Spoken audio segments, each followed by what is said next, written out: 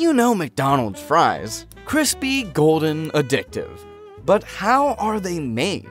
This video gives you an all-access pass to the entire process, from the farms growing perfect potatoes to the sizzling factory fryers that make them irresistible. Every machine, every secret, every step, it's all here. If you've ever dipped a fry in ketchup and wondered where it began, then you're in the right place, because this is how McDonald's French fries are made. It all starts with potato farming. I mean, there's no fries without potatoes, right? Interestingly, McDonald's fries are only made from russet Burbank and Shepherdie potatoes, grown in the US and perfect for frying. These potatoes have the right texture, starch content, and taste that make McDonald's fries legendary. Even though a man named J.R. Simplot engineered something called the innate potato, which bruises less and is potentially healthier, the people in charge of McDonald's refused to switch from their trusted potato varieties. The russet Burbank and Shepherdie potatoes have earned their place in the McDonald's supply chain for good reason. They deliver consistency in quality, taste, and friability that few other varieties can match. Potato farmers like this guy begin their harvesting process by analyzing if all their equipment is ready. Every morning, each component from the crossover machine to the trucks is painstakingly checked to make sure everything is running smoothly before the workday begins. This involves not just mechanical checks, but also a careful evaluation of the soil conditions and weather. Once the equipment's all checked and good to go, it's game time, and the path from soil to fry begins. Getting to the potato field is a bit of an adventure. The crew follows this massive 6-row crossover machine, which takes up the entire street.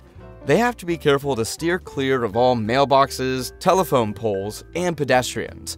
The crew navigates narrow farm roads, making sure to avoid obstacles that could lead to delays or damage. Real precision driving is needed here, as you can see. One wrong move and things could go horribly wrong. If or when they arrive safely at the harvesting site, the team gets straight to work. The crossover machine digs up 6 rows of crops and lays them out. The harvester then picks up these 6 rows along with 4 more, processing 10 rows in total. The machine moves through the fields with impressive speed, gathering thousands of pounds of potatoes in a matter of hours. The team works tirelessly, ensuring the quality of the potatoes as they are harvested, making sure that only the best are selected for the next step of the journey. After harvesting, the potatoes are taken to a storage facility where they're unloaded onto conveyors. These conveyors have systems to clean the potatoes by separating dirt and other debris. The cleaning process involves a series of rotating brushes and water jets designed to knock off dirt and stones. But some dirt does still manage to get through. That is why workers are also tasked with manually picking out any remaining debris to guarantee the potatoes are clean before they are stored. The storage facility is not just any old warehouse. It is temperature and humidity controlled, with conditions optimized to keep the potatoes in the best possible state. The facility is designed to keep the potatoes in ideal conditions to prevent spoilage, essential for keeping them fresh over the long period they might be stored for before reaching their final destination. The potatoes can be stored here for several months, and during this time, they are closely monitored. Temperature control is key, as even slight fluctuations can impact the quality of the potatoes. The air in the storage units is carefully circulated to maintain freshness, and the lights are kept dim to prevent any sprouting. The meticulous nature of this storage process is crucial because potatoes are not harvested year-round, so they need to be kept fresh until they are ready to be used, which could be months after they were initially dug out of the ground. The potatoes are also rotated regularly so that the oldest potatoes are dispatched to the final destination first, preserving consistency and quality. And that final destination is here. Welcome to the McDonald's factory. It's here where the magic really happens. The first step in making McDonald's fries starts with a specialized machine that works kind of like a giant wood chipper. This impressive machine takes whole, uncut potatoes and shoots them really fast, at speeds of about 60 to 70 miles per hour, into powerful jets of water. The high-speed water essentially acts like a set of razor-sharp knives, slicing the potatoes instantly and evenly into the classic fry shape that everyone recognizes and loves. The slicing process is incredibly precise, transforming each potato into perfectly uniform fries. The force of the water is carefully controlled and set to a specific pressure to guarantee that the fries come out exactly the same size and shape every single time.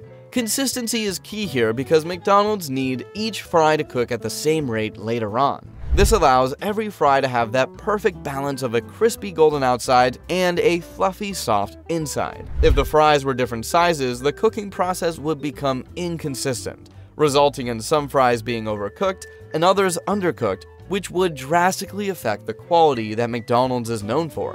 Another reason why the slicing process is designed to be so fast and efficient is to meet the massive demand that McDonald's faces on a daily basis. With millions of orders coming in from around the world, the process needs to be able to cut and process an enormous number of potatoes in a very short amount of time. This efficiency not only helps keep up with the global demand, but also reduces waste and streamlines production. The entire slicing operation is a well-oiled machine designed to produce fries quickly while maintaining a high standard of quality. One McDonald's factory worker on Reddit vividly described the machine's immense power, portraying it as quite formidable and even a bit frightening. They said, and I quote, "Somebody stepped in a water waste flume once and got sucked under and almost drowned. Somebody passing by had to pull him out. This wasn't a flume where fries go, but it still has water moving about the same speed.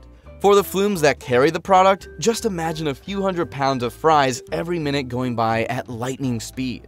That gives you an idea of just how intense this process is. Can you imagine slipping into that water flume? Scary stuff. Anyhow, the slicing step of the McDonald's fry manufacturing process is really the first key part of what makes their fries so iconic, setting the stage for bath time. Wait a minute. Bath time? Yep. These freshly cut potatoes now need to take a bath, but not the type of bath you'd think. It's a chemical bath, a mix of dextrose and sodium acid pyrophosphate. Dextrose is a simple sugar that comes from corn, and it's pretty common in many foods we eat because it acts as a sweetener. Sodium acid pyrophosphate has an important role too. It helps keep the fries from developing harmful substances called acrylamides when they're fried. Acrylamides can be dangerous if consumed in large amounts. This chemical bath also helps the fries stay a nice golden color, no matter where in the world you're eating them. The next step in the manufacturing process is blanching. Blanching involves dipping the fries in hot water for a short period of time to remove excess sugars. By removing these sugars, blanching helps to prevent the fries from turning too dark or becoming overly caramelized when they are fried. The goal here is to achieve that iconic, perfectly golden hue that makes fries look so delicious and appetizing. Without this step, the fries could end up with an uneven color, which not only affects their appearance but also impacts their overall flavor and texture. Blanching helps ensure consistency and quality so that every fry comes out looking and tasting great. This process is particularly important in large-scale manufacturing, where uniformity in color and texture is key to meeting consumer expectations and maintaining product standards. By reducing the sugars and cooking them just enough, blanching creates the foundation for that classic fry experience. After blanching, the fries are carefully dried off to remove any excess moisture. This drying process cannot be skipped, as too much water left on the fries can completely ruin their texture when they are fried. Excess water can lead to soggy fries, which is the last thing on earth anyone wants, am I right? Drying the fries now allows them to end up crispy on the outside and fluffy on the inside later, giving that satisfying crunch when you bite into them. Yum! Exactly how we all like them. During the drying process, the fries are often passed through specialized air dryers or are gently patted down to remove the surface moisture. This makes sure that when the fries hit the hot oil, there is no excess water to interfere with the frying process. As I'm sure you know, water and oil do not mix well, and any excess moisture can lead to splattering, which can be both dangerous and messy. Properly dried fries are safer to fry and provide a more even cooking process, leading to a consistent and enjoyable eating experience. Crispy fries are truly the result of a well-executed process, and it's this blanching and drying step that lay the groundwork for that at McDonald's. But even after their chemical bath and blanching, the fries are not yet fully cooked. Nope, not even close. They still have quite a journey ahead before they end up on your tray at McDonald's. After the initial steps, the fries have to get partially fried at the factory, which is important for several reasons. First and foremost, it prevents bacteria from growing. which makes the fries about 1,000 times safer to eat. But that's not all. Partial frying also simplifies the cooking process for McDonald's restaurants. By pre-cooking the fries, the restaurants only need to give them a quick final fry before serving them up to you piping hot and extra crispy. This method is far more efficient, and efficiency in this business is everything. 1 second extra spent in one area of the production line can cost millions of dollars out of pocket for the company. This partial frying step also has another interesting effect. It seals the surface of each fry, which helps preserve their structure during the upcoming steps. Once they are partially fried, the fries move on to the next important phase, the flash freezing process. At this point, they travel through a specially designed tunnel that freezes them surprisingly fast. 1,000 times faster than your home freezer could ever manage. This rapid freezing locks in all the freshness, quality, and flavor. The process is timed precisely to prevent any moisture from disrupting the texture, allowing the fries to stay perfectly balanced between crispy and tender.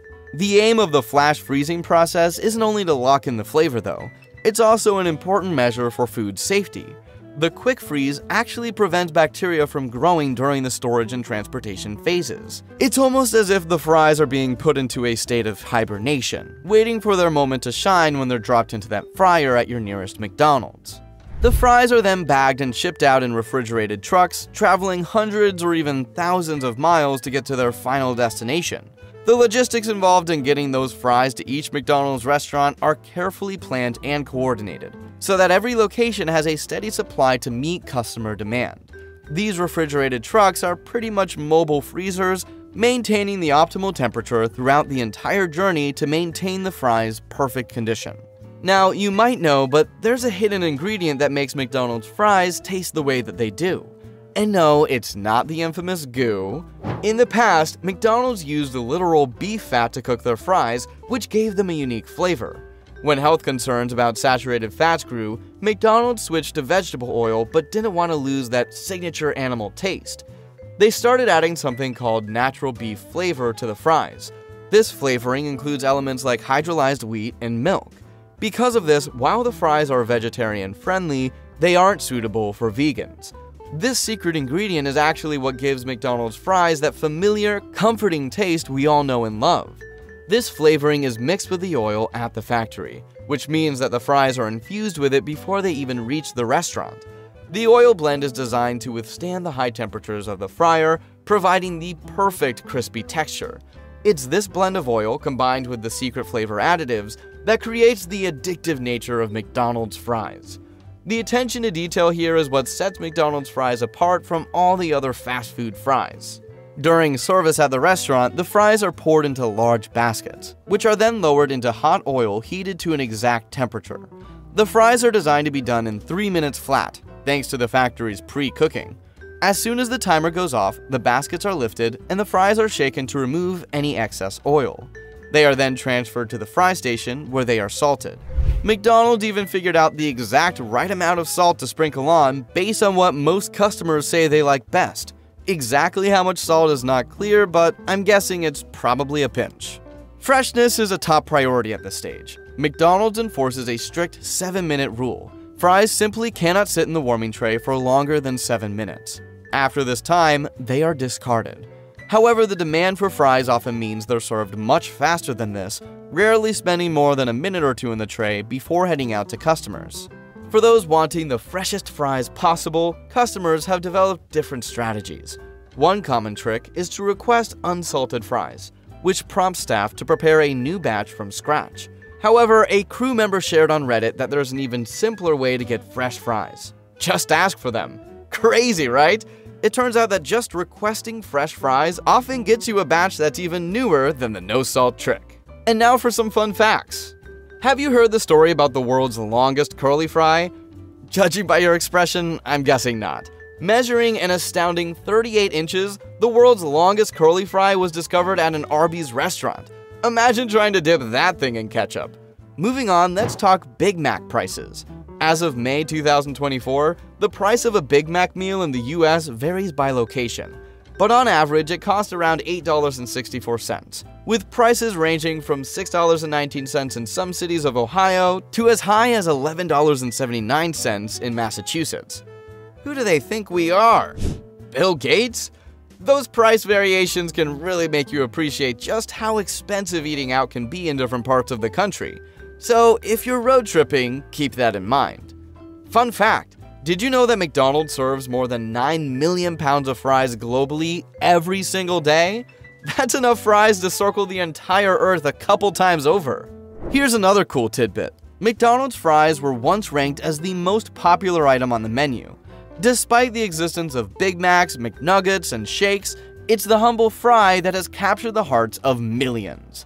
In surveys conducted globally, fries are often the #1 reason people visit McDonald's. There's something truly universal about that crispy, salty goodness that appeals to taste buds everywhere. Whether you're a child or an adult, the joy of reaching into that red carton of fries is unmatched. Wouldn't you agree? And one more for the road. Back in the 1990s, McDonald's had to change the recipe for their fries after a backlash over using beef tallow for frying. They switched to vegetable oil, but people still say the fries were even better back then. Nostalgia or truth? Who knows? But it's all part of the lore. McDonald's fries. Ba-da-ba-ba-ba. I'm loving it. Exploding in popularity due to their taste, texture, and price has got us all wondering how they're made. Now we know. From the fields to the factory to your tray, there's a lot more to those fries than meets the eye. So the next time you bite into that crispy fry, appreciate just how much effort went into making it perfect. And since you're already here, you might as well check out our other videos. Thanks for tuning in, and we'll catch you in the next one.